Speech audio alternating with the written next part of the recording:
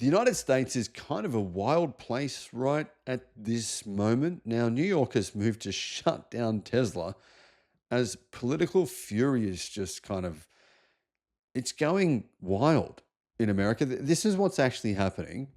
New York has found a way that they can basically block Tesla vehicles.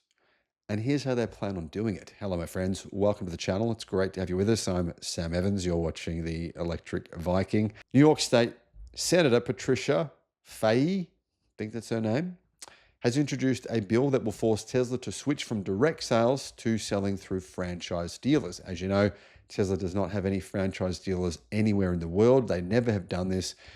Tesla would have to take them to court. And yeah, I mean, this would take probably years for Tesla to fight this. And in the meantime, it would prevent Tesla from selling vehicles in New York. The state of New York, now I'm not talking about New York City, this is actually New York State. It's one of the most pro-electric car areas in America. But soon, it's probably going to be difficult for Americans in New York to buy Tesla vehicles. A new bill proposes ending, which looks like it's going to get through, by the way, ending Tesla's license to sell directly in the state, which could mean the brand losing their ability to sell cars in New York State. New York has for over 10 years outlawed direct selling, demanding all automakers sell through franchise dealers. It's a kind of a cartel in a way. It's crazy. But when that law passed in 2014, it contained an exemption for Tesla, giving it the right to continue operating 5 retail outlets it was already selling cars from.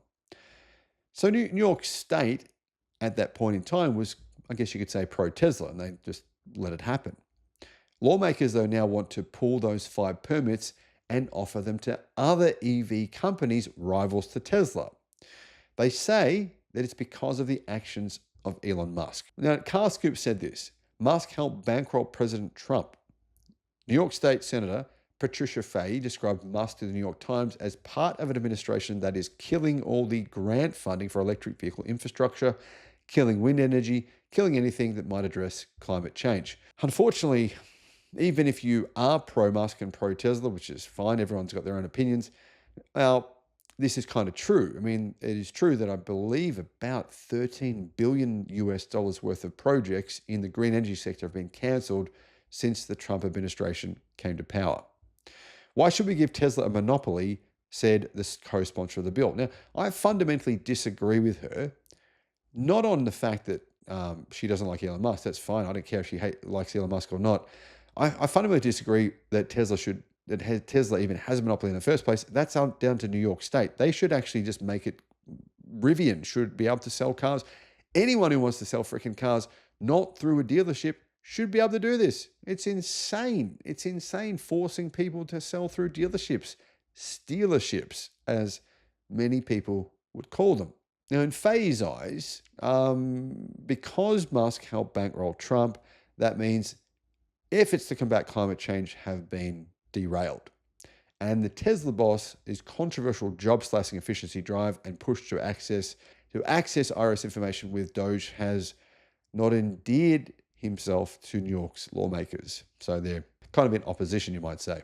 In addition to rescinding Tesla showroom licenses, CarScoop says that opposing the establishment of a new one at Colony, Democrats want the state to order a deal that allowed the automaker to run a plant near Buffalo on a $1 per year lease and receive almost $1 billion in benefits.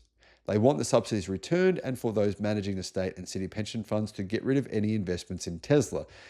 I don't think it would be legally enforceable to make Tesla return subsidies. That was all, part of a deal. You scratch our back, we'll scratch yours. You have a factory here, you build stuff, you employ thousands of people, we'll give you incentives. That's kind of a normal way of doing business in most countries around the world, in fact. If Tesla, though, is forced from its retail stores, buyers would have to travel out of New York State to get their cars. And that would be an interesting challenge. However, the brand would still maintain a New York presence in the form of showrooms that would allow people to see the cars. They just can't actually place an order.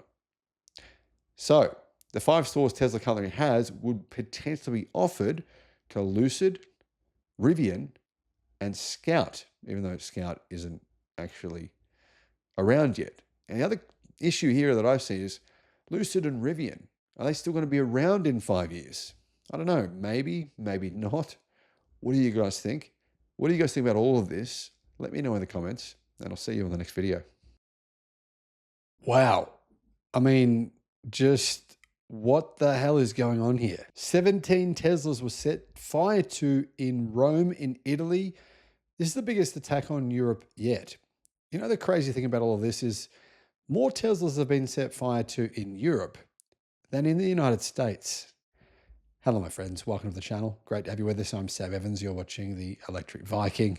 Now, what I mean by more Teslas in Europe? Well, a lot of Teslas have been set fire to in France, in Germany, and now Italy has followed suit. A suspicious fire, which was obviously arson, tore through a Tesla dealership in Rome early Monday morning, and it left behind a scorched mess of metal and a lot of questions. At least 17 electric cars, Teslas, were destroyed in the fire, making the latest in a string of very concerning incidents involving Tesla facilities around the world. Now, some of these incidents include people firing assault weapons at Tesla dealerships, setting fire to Tesla vehicles, putting notes on people's cars saying they're going to shoot them if they don't sell the car, damaging people's Teslas. All kinds of crazy stuff has been happening. This incident arrives amid growing backlash over Elon Musk and his role for the United States and Donald Trump's DOGE, Department of Government Efficiency, raising suspicions this wasn't just some random fire. The exact cause is still under investigation. Authorities, of course, have not ruled out arson. It's believed that it was arson, of course. Often where there's smoke, there's fire. Pardon the pun. Fortunately, no one was injured as the dealership was closed at the time of the fire. But you never know. With these kind of fires, I think it's just a matter of time before someone does get burnt alive, because how do you know for sure if you set fire to a bunch of cars and factories and buildings? How do you know for sure there won't be a person around? According to local media, emergency services were alerted around 4 a.m. Monday, March the 31st, and police have since questioned the dealership's owners, and they are looking through CCTV footage to try and find out who did this. The fire actually broke out at the Tesla store located at 48 via, I can't pronounce the name of the street, but anyway, it's in Rome. And drone footage shared by the YouTube channel Local Team shows the parking lot was littered with charred vehicle shells. It looks like at least 16 Teslas suffered irreversible damage, and there might have been a few others as well. So it's at least 16. These cars were going to be delivered to customers, and the shed covering them was also damaged by the intense heat, though the Tesla dealership's main building seems to have escaped the worst of it. I'm a little bit surprised about this. I didn't think that people in Italy were too concerned with Trump politics or Elon Musk, but clearly there's a few people who are.